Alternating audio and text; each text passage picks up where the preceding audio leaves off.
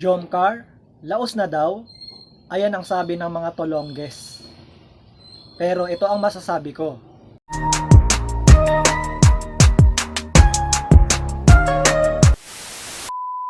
Yo, what's up guys? This is me, PWD Rams. Welcome to my channel.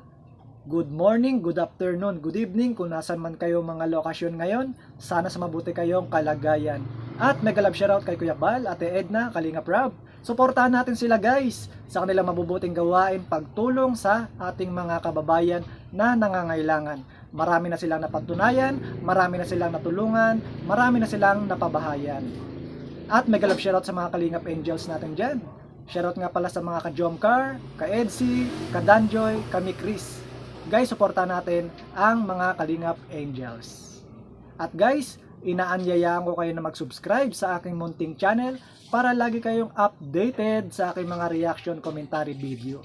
At mega love shoutout kay Pres Birador, kay Sir Jubilito, kay Teacher N. Suportahan natin sila guys. At ang mga charity vlogger ng Kalingap. At mga reactor, suportahan natin sila. At pag-usapan natin, Jomcar, laos na daw, sabi ng tolongges. Ayan, pero ang masasabi ko lang, ang Jomcar hindi malalaos. Hindi nila kailangan magpatunay or may patunayan. At kung bumabase kayo sa mga views, natural lang yan, ups and down. Wala pong mga vlogs na puro pataas. Talagang bumababa din yan. Lalo na, busy ang mga tao dahil magpapasukan. Busy sila sa mga trabaho nila at iba-iba din yung mga oras nila. So yung nagsasabi na laos na, siguro ito ay hindi talaga fanatic ng Jomcar. Ito yung mga tolongges na basher at walang ginawa kundi bantayan si Carla at saka si Jomar at hanapan ng mga mali. Ganyan po yung mga basher na yun eh. Yung mga walang magawa sa kanilang buhay. Kaya sa mga nagsasabing laos na ang Jomcar, manigas kayo. Ang Jomcar matatag at wala silang dapat patunayan. Ika nga sabi ni Kalingap Rob. Dahil ang Jomcar, hanggat may Kalingap, hanggat nandyan si Kalingap Rob, nagbablog, sikat pa rin ang Jomcar.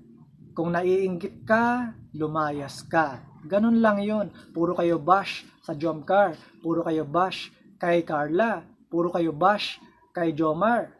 So bakit ayaw nyo na lang maging masaya at sumuporta sa Jomcar? Kung ayaw nyo sa love team nila, edi sa iba kayo, ganun lang yun. Pero wag na kayong magpakalat ng issue. Wag na kayong mag-negative comment.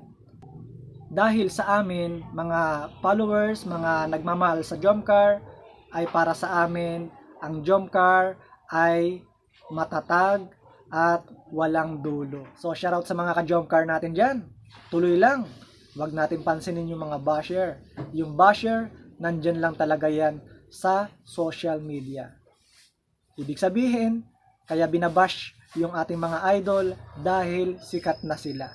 So sa nagsasabi na laos na ang Jomcar, nagkakamali ka.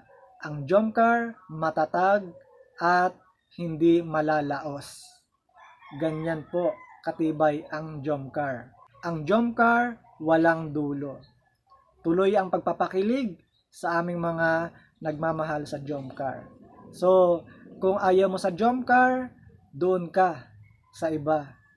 'Di ba? Ganun lang kasimple 'yon. Hindi mo na dapat siraan ang Jomcar.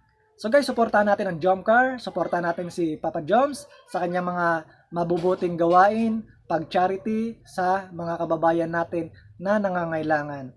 Marami na po siyang natulungan at suportahan natin si Carla Topular Vlogs. Ayan, yung mga vlogs niya, panoorin natin, like and share. At panoorin natin ang kanilang mga mabubuting gawain na pagtulong sa kapwa. Suportahan natin si Kuya Bal, Ate Edna, Kalingap Rob. Marami na silang natulungan at marami pa silang matutulungan sa tulong natin na pagsuporta, panonood, pagmarathon sa kanilang mga vlogs.